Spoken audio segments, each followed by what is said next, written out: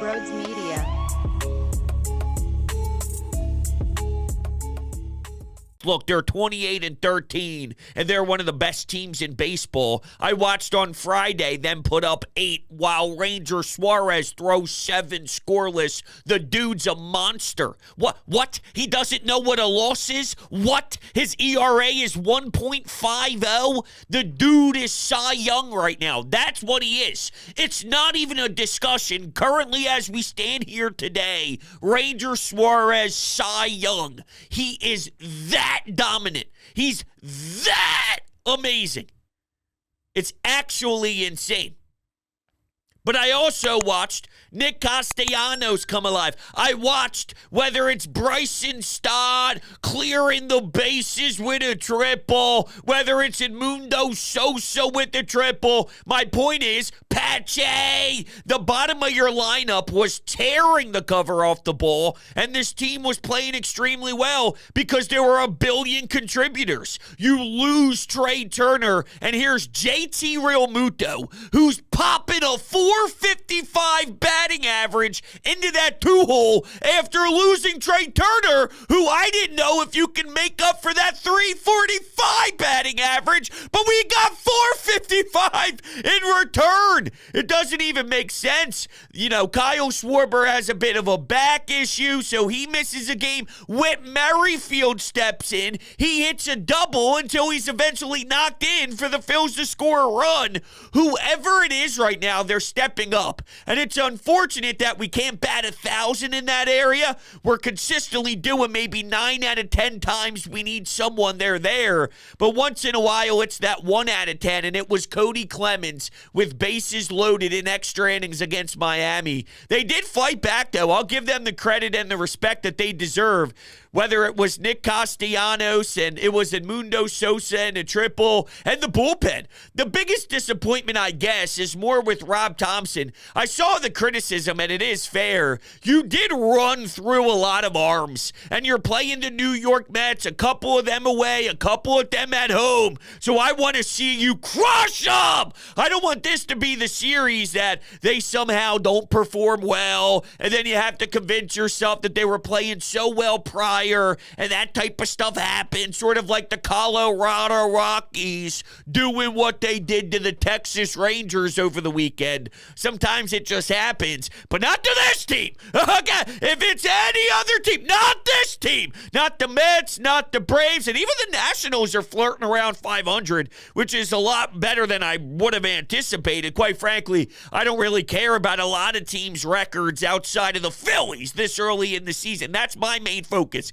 Control the controllables. And I'm actually a little disappointed because I did a shift Sunday morning on Mother's Day. I took a lot of calls. And remember, they didn't even lose this final game against the Marlins at this point. When we were talking, it was after the second game. So they were 2-0 on the weekend with the chance to sweep with their ace. So everyone should, in theory, be feeling really good about their baseball team, who was 28-12 at the time.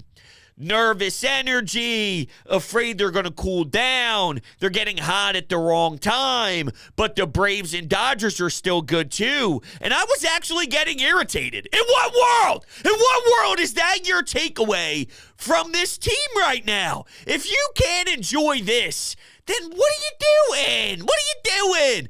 There's always going to be good teams. When you have a spectacular team in a respected season, no matter what the sport is, there's going to be good teams out there too. It's never going to happen where you're the only good team and everyone else just blows. That's why winning a championship is rewarding. But all right, let's take a listen to Ricky Bo and Michael Barkan on NBC Sports Philadelphia on Post Game Live, talking about what they saw from Zack Wheeler's effort in Miami. Zack Wheeler, 1.64 ERA coming in, 2.53 coming out. Still a good number. It's a great number. It was a bad game. This was just not what we come to expect from Zack Wheeler. You look at his first inning. What did he throw? 8 pitches in the first inning. He goes out there like he's dealing. Seriously, we're watching the game. What is the first thought you have when he goes out there on 8 pitches in the first inning? He's going to deal. That's what you're thinking. He's just going to cruise through this game. That wasn't the case. It just was not the case. He could not find it after that first inning.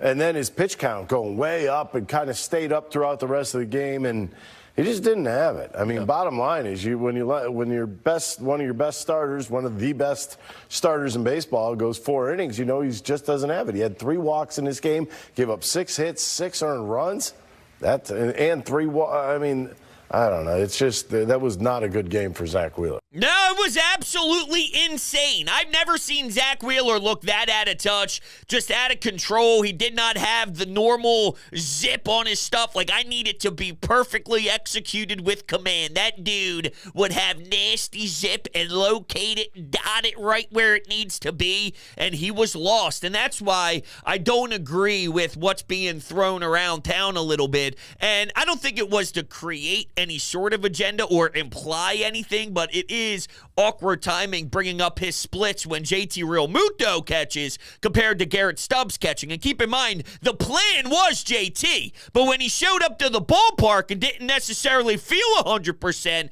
that's when the Phillies elected to say, all right, sit down, let's not put any pressure on you, let's just have Garrett Stubbs play, because this team is battling a ton. All right, Kyle Schwarber has a back problem. He ends up not going. BRYCE HARPER on Saturday evening, there's no way you felt good when you saw him swing the bat violently as hell, which is what he always does. He goes 0 for 5 with 3 strikeouts in that one, and you could tell that he needed a second. He grimaced. He took a few steps out of the batter's box. He had to take a couple of deep breaths, and that's never a good sign. And guess what? That's not going anywhere with BRYCE HARPER, so he just has to perform through it because, well, he dealt with it in spring training. His swing is very aggressive. It's a toxic swing, the way his torso has that torque to it. So it's very insane.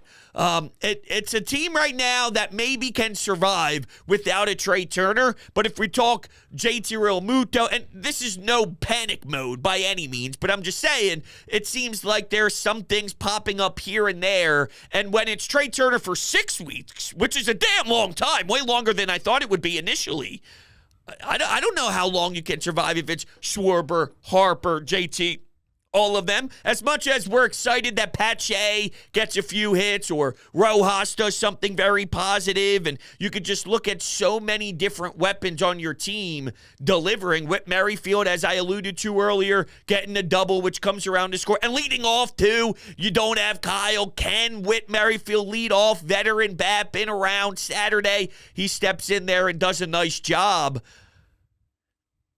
That only lasts so long.